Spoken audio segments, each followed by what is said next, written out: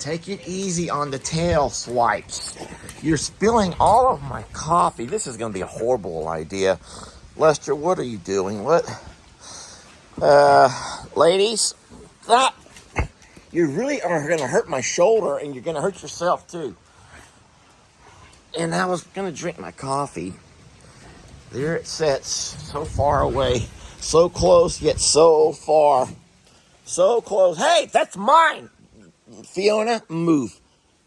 Baby, I can't reach it. I can't even reach it from here. Okay, there we go. Okay, y'all can have that. There are some guys up at the shop working. They have no idea that Wanda is about to walk around the corner of the house. That's gonna be so funny when they see her. And I wonder if they're gonna be scared. Look, he's walking away. That is the funniest thing. Wanda's like, hello, who has the worms? So these guys have come to install, or at least get set up to install, a high-speed, oh, it's so exciting, a high-speed internet, y'all. We're finally getting the good fiber lines run over here. It's taken, well, we've been here since December. It's taken that long. So Wanda's not being a problem at all, but I do see that Mr. Huck is over there in all of their beeswax. Mr. Huck is all up in their beeswax. That's the funniest thing. Come on, Wanda, let's go inside the pasture. Please tell us, what was their reaction when that bird came around the side of the house? What'd you say again? I figured you were recording this. Yeah, he saw me over there recording, so he knew something was about to happen. She's a sweet little girl, though. She's not a problem. This one over here is the bad boy. Y'all want to see a bad boy, can walk over here with me at some point. This can't be easy to work around all of these animals. These poor internet guys. I don't know what they're normally used to. I guess then there's always going to be a barking dog or a dog that might bite that owners have to be. None of our animals are a danger besides Carl, but he's locked up. But they roll up trying to do their job, and you have an ostrich comes around the side of the house, big old goofball Wanda. You have Huck sitting there right there beside them eating whatever they brought for their breakfast. Huck had got into it and was eating it. Probably cereal. I didn't even ask. I didn't even want to ask. And then, of course, we got the 3 big dogs here. And then kittens and cats are all over the place. I really am embarrassed, y'all. I'm embarrassed. I love it that y'all... Oh, my gosh. See what I'm talking about? I am so very sorry. Just... Hey, you can't make this stuff up. That's what I tell everybody. You can't make this stuff up. Morning, folks. Lester here. The fuzzy hat. Lester's wearing his fuzzy hat. It's cold, okay? But listen, have you ever found yourself torn between things that you want to do, but you're physically unable to do them? Think about it for a minute. And the things that you would like to do, but you are physically unable to do them. And so here in my life, for the first time, I would say in my life, with my shoulder injury, there's things that I would like to do with my kids, with the dogs, you know, but I'm physically unable to do the things that I would like to do, or things that I need to do around the, you know, jobs around the house. Hence, we're going to tie this into what's going on with our birds here behind me. I want to turn the camera around, and we're going to talk more about this. And you guys come along, and I think that I would love to hear your thoughts on this. Wanda is wearing her low-cut party dress. Ladies, I think that you all probably have party dresses you wear, and some are low-cut. And Wanda likes the attention she gets from Carl when she wears the low-cut dress. And unfortunately, though, as you can see, they are divided by this great wall. They are divided by this great wall because whenever Wanda wears that dress, it drives Carl bananas. It does. It drives him crazy. And he can't contain himself or control himself. And I'm afraid that even though Wanda likes the attention, she likes the chase that Carl puts up, which I'm sure all ladies enjoy that, I would think. She cannot physically handle it. Her legs, her poor legs, do not allow her to physically handle it. Debbie is in tip-top shape, and so Debbie can handle it. Debbie, you're such a pretty girl. Debbie can handle it. And so even though we were hoping that Wanda would be able to be a part of, and we saw Wanda kind of take the dominant role early on this breeding season, what I have witnessed, and guys, I'm the one who's here every day, what I've witnessed is that Wanda is being run to death. I'm just going to say run to death. And not only run to death, she's been pushed into corners, and she's come out limping. She's come out limping, and I do not want to see her hurt. I don't want to see her in a bad situation.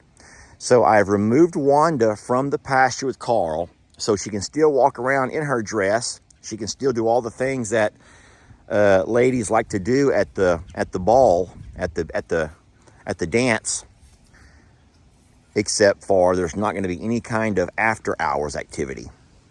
I love the way I did that. So what I had to do, though, I didn't want to isolate her necessarily. I did take her over to the other pasture with the birds, the baby birds and Tina for a while. But guys, she paced the fence line wanting to be back over here. She did. She paced the fence line wanting to be back over here. And so, hey, that's not for you. That is for Tina. I'm sorry, Wanda. That's for Wanda. Anyway, in the yard here, Wanda has no water source. So even though she's walking around and she's nibbling on things here and there, different grasses, leaves, foliage, and whatnot. Yeah, Jamie's garden. And Jamie's fine with that because she knows the predicament that Wanda's in.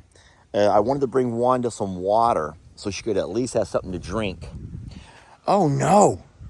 Kitty, don't go in there. What kind of a den is that our kitties are exploring? So as you know that when we take a walk around here, our kitties love to come with us. The kitties love to explore. I don't know what kind of a den. Baby, do you know what you're doing? I don't know who dug that particular den. No. What if something comes out of there like, I don't know, a fox? What would live in a den like that? Either way, kitties seems to be curious about exploring it. And that scares Daddy. I don't want something to hurt them. They're such good kitties. Okay, Wanda, let me show you what I brought for you. Guys, I know it's windy, and that wind has to be driving you guys crazy. Here's some water, love. Let's see how thirsty. She's been out all night long. Let me give her a chance to drink some water.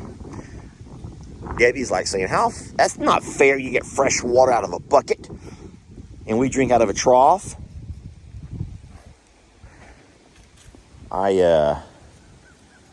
I feel bad for Wanda. Wanda, look, baby, look. Here's some good water. Carl, don't you dare bite at me. Okay, well, there's water. Wanda will find the water. I also come out this morning and dropped off some grains. I spilt them all. Boy, he doesn't like me around his ladies. He does not like me around his ladies. I've come out this morning and I dropped off some grains here in the grass. Wanda knows they're here, but she's not interested in eating right now. She just wants to, she wants to drop it like it's hot in front of Carl. So you all remember when we had Tina isolated and we thought we were doing the best thing for her leg.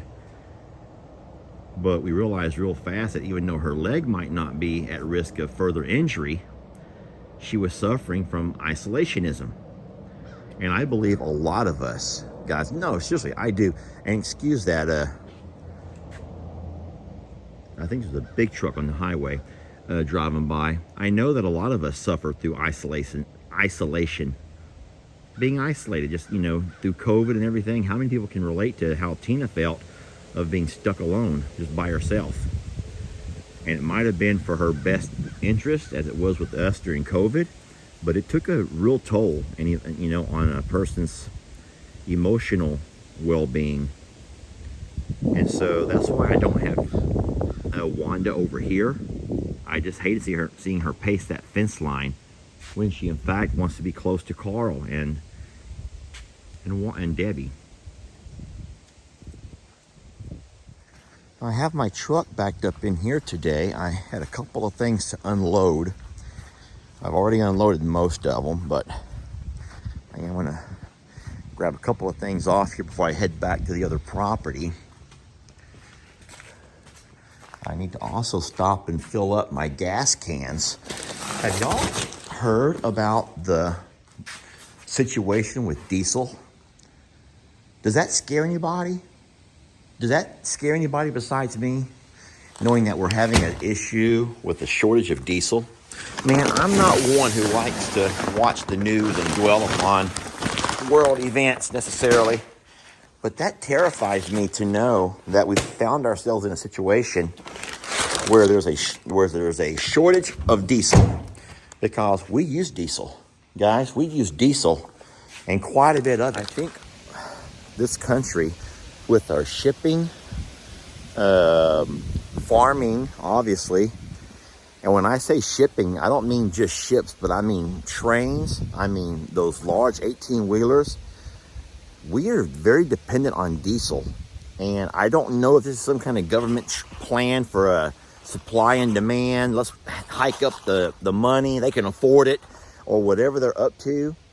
But it's folks who are small farmers who need those tractors, who need their trucks, who can't afford it. How many small business trucking companies need their diesel? And it's scary whenever they start playing these games with people. If this is in fact a game, it's scary. And I only say could it be just a game because I read, and of course you never know if what you're reading is true, but I did read that even though we are here and looming in a diesel shortage, we are still exporting more diesel than we can afford to export. And I'm thinking, wait a minute, why are you exporting if here at home our farmers, our truckers, and just so many people are going to be affected? Because listen, when you might say, I don't mind, I don't drive a diesel truck, I don't mind, I don't have a tractor, but you do buy products.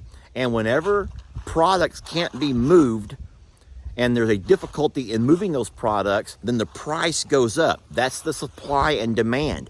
And so prices are going to skyrocket on things. If there is in fact a diesel shortage, and there are in fact truckers and shipping companies who can't transport their products, if farmers can't get their products to the market or can't harvest their products, then by all means, there will be a major price hike.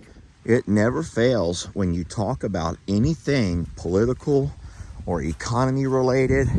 It doesn't matter, even though it's not, there's no party lines being drawn here. There's nothing, there's no argument looking to take place.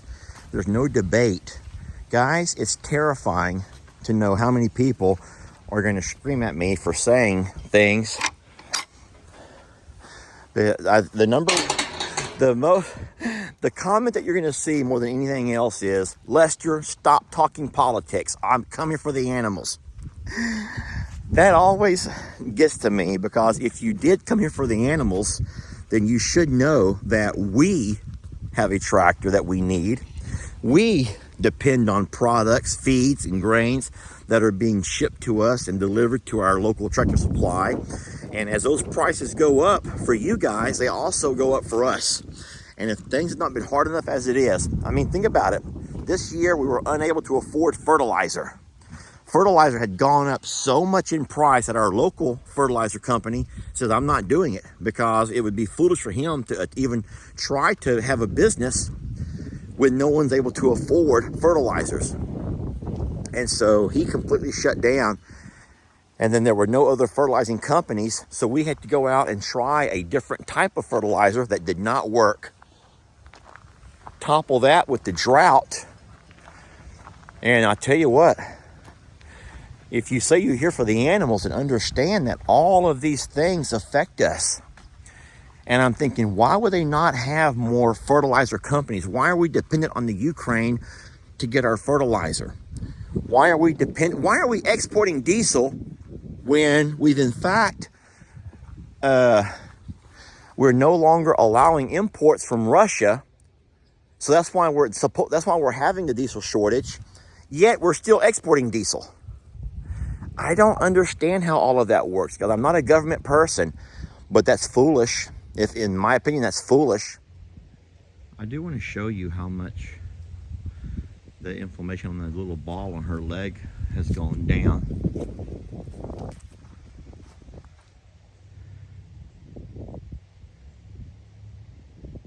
So that's the little inflamed spot on Tina's leg. We stopped feeding her the tomatoes because y'all told us to. We still give our other birds tomatoes on occasion. Well, like every day, because they're not the ones who are dealing with that. But I don't know for a fact if it's helped or not, but so many of you guys were saying that it has a acidity in it, an acid that can't be good for arthritis conditions. So we did stop giving her tomatoes. Now she gets extra grapes. Boy, they're all plopping down. It's time to stand up, everybody. Up off your couches, off the love seats, off the recliners and rocking chairs. It is time to get up, and everyone join me as we dance our way out of this video.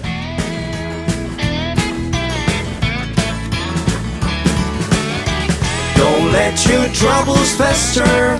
Come watch Longhorn Lester. Yeah, something like that.